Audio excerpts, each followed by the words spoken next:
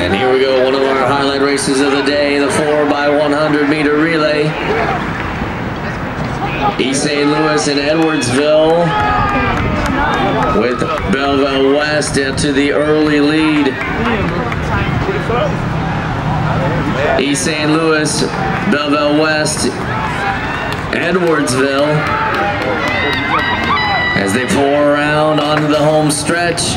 East St. Louis out front and Edwardsville coming up on the inside. East St. Louis, Edwardsville, Belleville West, and the Flyers go on to take the 4x1, the conference crown, in a time of 41.37.